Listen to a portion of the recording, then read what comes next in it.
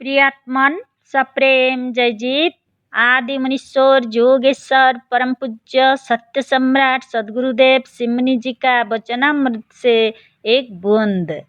उपनिषद या वेदांत कहता है कि अशब्दम अस्पर्शम अरूपम अव्ययम तथा रसम नित्यम अगंध वच्चयत अनादि अनंतं महत परमं ध्रुवं निच्चाच्च त्वं मृत्यु मुखात् प्रमुच्यते। कठोपनिषद।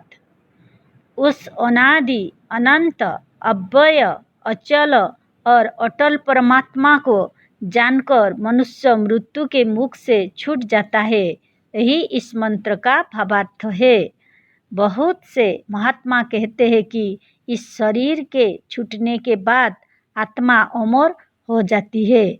शरीर से कोई अमर नहीं हो सकता। हम पूछते हैं कि मृत्यु शरीर की होती है व आत्मा की? यदि मृत्यु शरीर की होती है तो शरीर छूट जाने के बाद केवल आत्मा के लिए यह कहना है कि वह मृत्यु के मुख से छूट जाता है। कैसे होगा? जो मरता है वह रहा ही नहीं। आत्मा अमर है तो केवल उसके लिए मृत्यु के मुख से छूटना क्यों कहा जाएगा? फिर हमारा दूसरा प्रश्न यह है कि ऊपर वाले वेद का उपदेश शरीरधारियों के लिए है व जो शरीर छोड़ चुके हैं उन आत्माओं के लिए। यदि शरीरधारियों के लिए है तो जो मृत्यु आने वाली है जिससे सारे शरीरधारी भयभीत हो रहे हैं, वह मृत्यु इस शरीर की होगी या उसकी आत्मा की? यदि शरीर की है और इसी शरीर की मृत्यु से लोग भयभीत है तो उस ईश्वर को जानकर मृत्यु के मुख से छूट जाता है। इस वचन को हम आत्मा के लिए कैसे समझ सकते हैं?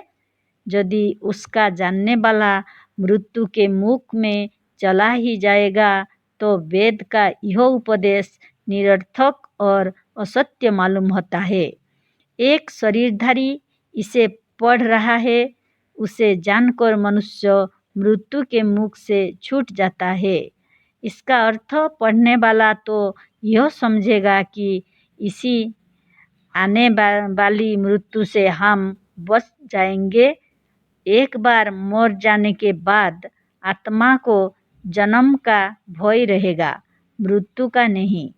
जन्म के बाद मृत्यु और मृत्यु के बाद जन्म होता है, मृत्यु नहीं। अतः यह कहना है कि वेद के इस वचन का मतलब यह है कि यह सांसारिक शरीर इस बार छूटेगा। एक बार मृत्यु होगी किंतु मरने के बाद मृत्यु के मुख से छूट जाएगा। यह सिद्धांत तो बिल्कुल निस्सार और व्यर्थ है। मरने के बाद फिर कौन सी मृत्यु के मुख से छूटेगा? मरने के बाद उसका जन्म होगा, मृत्यु नहीं। यदि यहाँ इस वेद वचन में यह कहा गया होता है कि मरने के बाद ईश्वर का ज्ञानी जन्म के मुख से छूट जाएगा, तब अलबत्ता पूर्व पक्ष का सिद्धांत तो ठीक होता। वेद ने स्पष्ट कह दिया है, मृत्यु के मुख से छूट जाता है। जन्म को मृत्यु नहीं कह सकते। जन्म लेने पर भी इसी शरीर ही की मृत्यु हो सकती है।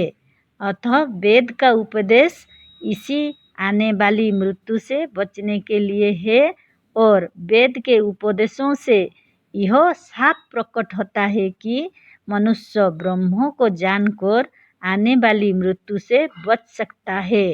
अतः हमारे कथा अनुसार ब्रह्मज्ञान इसीलिए है कि मनुष्य मृत्यु से छूट जाए, ना कि वह बहुत जल्द मर जाए। जो मनुष्य ब्रह्म को सचमुच तत्व से जान लेगा वह अवश्य मृत्यु से छूट जाएगा।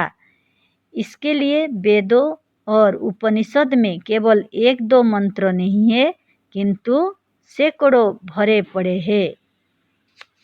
जय जीव।